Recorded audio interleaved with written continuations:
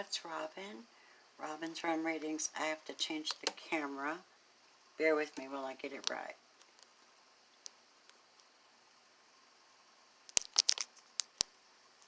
Okay, got a story to tell. Not going to say whose story it is. Let me get this camera right. Sorry.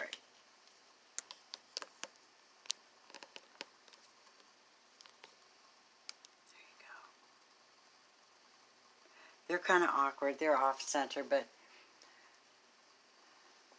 I need you to know that today was the last day that I laid eyes on someone that I have a soulmate connection with. And I just wanted to talk about that briefly. I just have to get it off my chest and just lay it out. And it's very interesting. It's like a saga of two people who just really, really, really didn't see things the same way. But there was so much passion between them. It just faded when the trust was gone. Trust is so big in a relationship. It's big. It's like the glue of a relationship. Not only that, but I think respect. And somewhere along the line, when you have a relationship where there's a certain amount of disrespect, even any really, it just kills the love power. It kills that love force, and then you have a destroyed relationship you're trying to save. And I think we've all been guilty of that one time or another. Not all of us, but a lot of us. Let me hit my pole. It's crucial that this is like my way of writing. You know what I'm saying? Like some people sit down. I write songs and I write poetry. I have books of it. Just trust me. But the thing I'm saying to you is, get it out of your system. This is the mice. It starts this way. It's the way the story goes. These are the mice that have been eating away at resources. They never brought anything, they just took. In reverse, they're no longer able to do that anymore. The offer is here. There was an offer given of some kind of exchange of commitment, but there was no heart involved anymore. The key that opened the cage at a very high level of love, ascended master level, okay, twin flame level, turned in reverse. The key was rescinded. The gift was rescinded somewhere along the way. And suddenly people are not speaking their truth.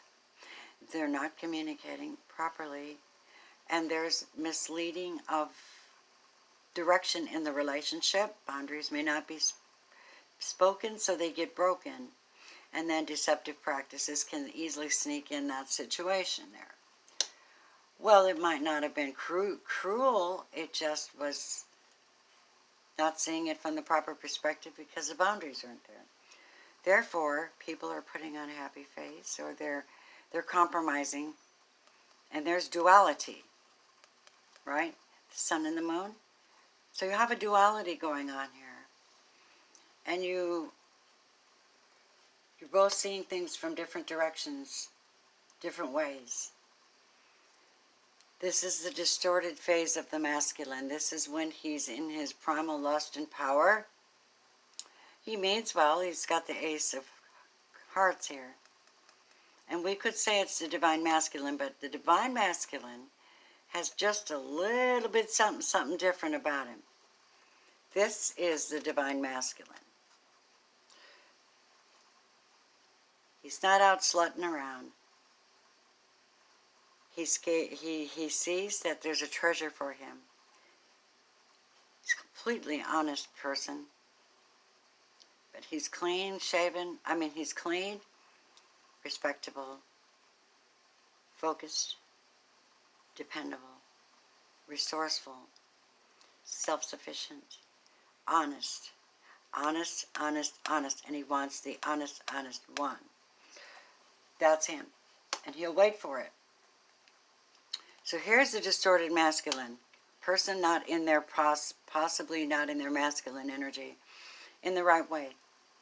So they see the relationship as well, this is not going to be a very strong commitment because the heart space is wrong. So he starts showing there's several messages here. The twin flame number, the birch broom, and the whip talks about someone's temper. Someone losing their temper, lashing out, completely destroying whatever peace was possibly there, whatever magic was there.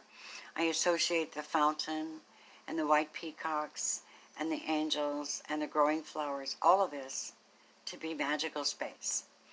Destroying the magic, whatever's left of it, and becoming a distorted masculine in a different way. He says, I'm completely upside down. I don't know what to do. I'm completely upside down. Well, I'll just do. What do? They go after the distorted feminine, the one who thinks and acts like them. She's sitting there waiting, nurturing herself, waiting, loving on herself, feeling very vulnerable and raw, very horny, very waiting. I'm waiting to give you all of me. That's what he's looking at, but he's looking at it from an upside down perspective. Damage has been done. Maybe this is the side of the divine feminine that feels exposed and vulnerable and damaged, taken advantage of, misunderstood, and hurt. Looking elsewhere for some kind of compassion, love, and understanding. She's acutely aware of her new beginning. It's very magical to her. She's got the Nine of Cups here, the Nine of Hearts. So this is a magical new beginning for her, and it is for him too.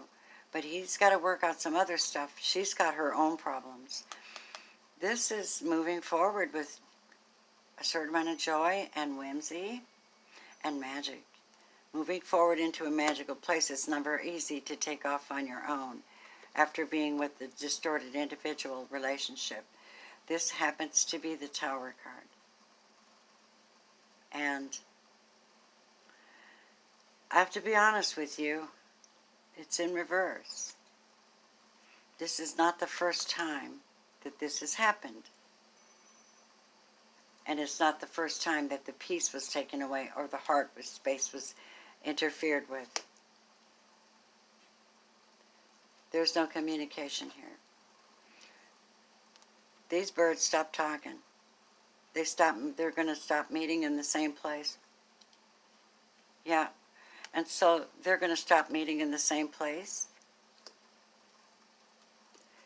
And people will be living out and writing out and learning and sending messages, maybe back and forth, blaring back and forth.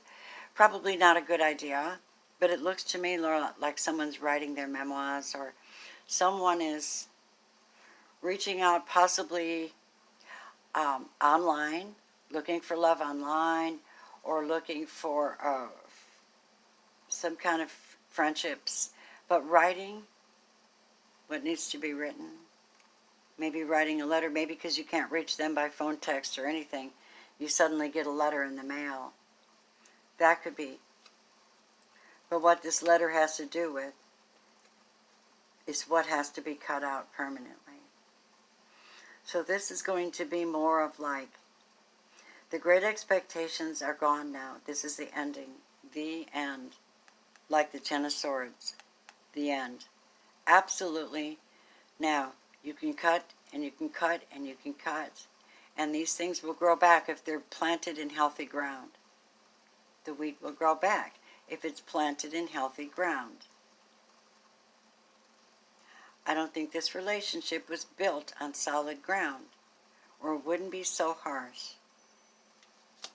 Examine your heart, people. So, I asked what was coming up. What do they see? They see that there'll be a little bit of rain, many dark days, trying to figure things out and get your balance with the Six and with the King, and get a balance. And I think you'll be crying out to your higher power, to God, whoever it is you cry to. And you're seeking this warmth of the sun and the comfort of acceptance and pure light. There's a big, beautiful, blasting light on this. You can't see it in this particular picture, but it's there. What does your heart seek? What does your true heart seek? Well, if you don't ask for what you need, you may not get it. This is the wishing well of hope. This is where you're at a turning point. 4 and 1 is 5. This is change of direction. And it's something that you have to do. It reminds me very much of the Hierophant because it's ritual. You have to nourish yourself. You have to drink plenty of water, good water. You have to eat decently. You have to go and meditate and pray regularly. You got to get your business right with your divine and fill yourself up with healing. Do not neglect your well-being is what they're saying. Because it's showing that some of you will. You'll sit there at that well just suffering needlessly. You have a new start. Some of us are afraid to take the gamble. We're afraid to love again. Or somebody took a gamble on this relationship, did something. They did something here. I don't know what it is. They're like, well, you know what? I'm going to throw the dice. This is number 11 here. You got number 12, 19, 11, 12. But here you got 6 and 5 showing up. Think about that. It's in reverse. Someone says there's too much of a gamble. I'm not going back there again. I don't trust them. And I'll never trust them again. They just take and take. They don't talk. They don't tell you what's on their mind. They don't tell you what's going on unless you sit and engage them. And there is so much distrust. You just don't let them back in anymore because all that taking and anger. And you know there's anger. There's anger. This person has anger. And it's hard for you to understand the bad luck that comes with this person when it comes to you. You can't understand. This you would think would be an agreeable card, but in the Lenormand, it's a very definite sign of bad luck. And you need to know that with this person leaving,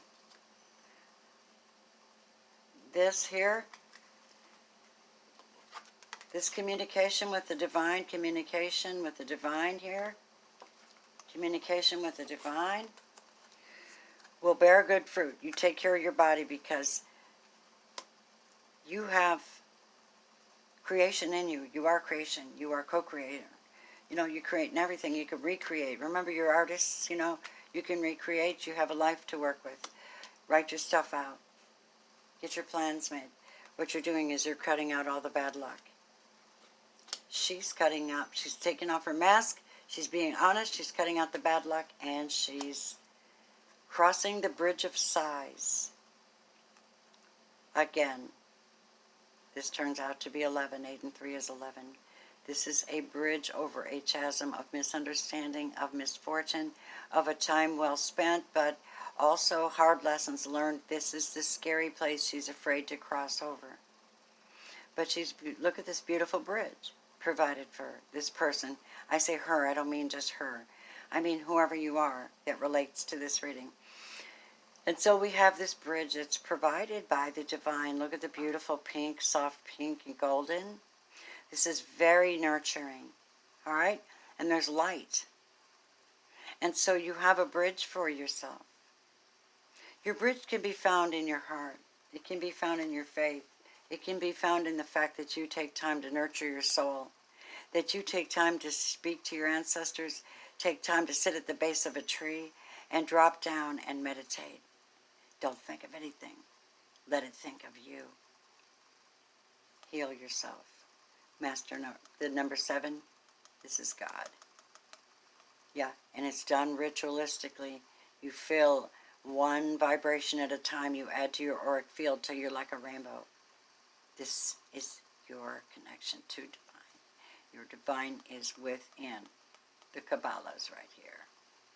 This is within you. Every bit of you. And you have ancestors and guides. You have Gaia around you. You have nurturance, and you have, they've got mushrooms here. I don't know. I suppose they're magic mushrooms. I don't know if that's your deal. Everybody's different. And the outcome card they gave me was this. Take heart, beloveds. No matter what's happened to you, no matter what people intended, no matter what they didn't say or did say, no matter what they did, you've got to let it go.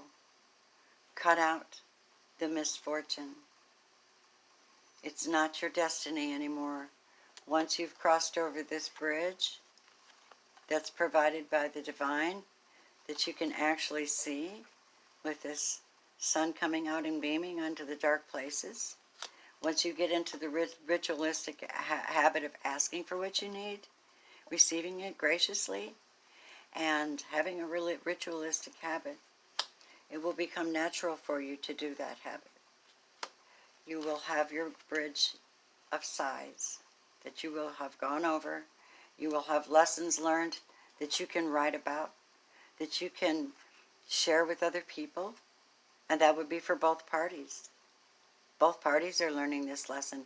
Both parties get the privilege of moving on. It hurts. It cuts like a knife. It cuts like a knife to see your masculine, whether they be male or female, whatever, to see them so distorted that they're like quick to get out. Whoever's the first one to come along, they take. You, if you resonate with this reading, you are being told that the very ancestors and the tree are also around you. Do you need help with your heart? Do you need healing? It's this cosmic event. You can find it in your third eye. You can find it in your heart. You can find it in the sacred spaces within. And you can find it in sacred spaces you're led to find without. And then you incorporate that into your being. New ways of eating, new ways of sleeping, new ways of thinking, new ways of doing things, expansion, joy, healing, and relief. And that is your reading. Love you.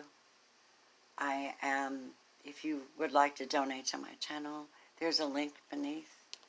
I'm not taking any more readings, at least not now. I have to go out and be with my stepdaughter. She's having a surgery, so I'm hoping that people would love on me.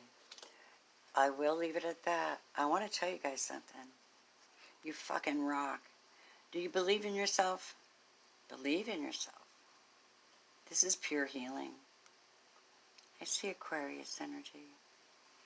It might take that long for you guys to get to the point where you really, if you completely stop this scenario, if it's completely, utterly stopped and you're going in a new direction, guys, it's okay. You just dodged a bullet or something, or you just created a new life experience. But you have this beautiful blessing and awareness too. So namaste, I love you. Thanks. Bye.